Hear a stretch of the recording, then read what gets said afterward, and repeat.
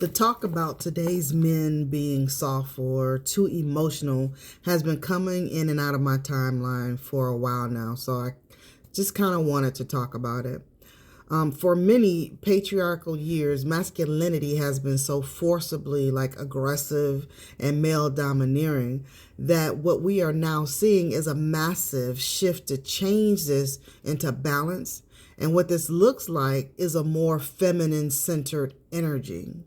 Feminine energy is a nurturing energy, and we've been lacking nurturing energy. So the shift comes after masculinity has been abusive toward the feminine in such a way that the universe is moving us, as the law of rhythm teaches, the ebb and the flow or in and out of life, that everything has an equal time to shine. So with the attack on femininity, masculinity must be responsible for its role in it and begin to allow femininity its place in the sun.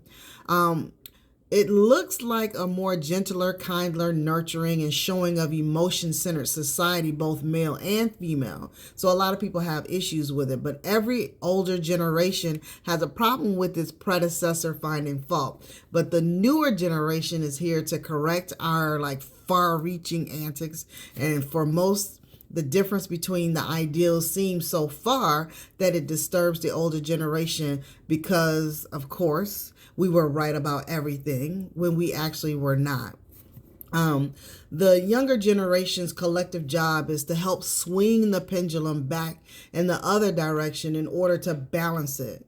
What it looks like to the older generation is an attack on who and what they are and what they stood for. It, however, is not. In our own efforts to clear up, apologize, and to begin to rectify our faults, this is a necessary action. When a 16-wheeler truck is going in the wrong direction, in order to correct itself, sometimes what that looks like is something drastic.